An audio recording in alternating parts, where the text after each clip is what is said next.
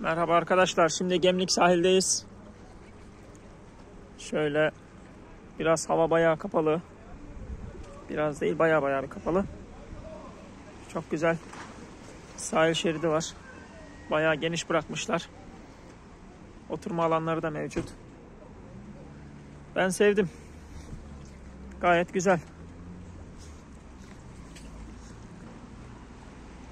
Şuralar yeni yapılıyor. Şu tepe. Önceki yerleşimler buranın arkası, çarşının.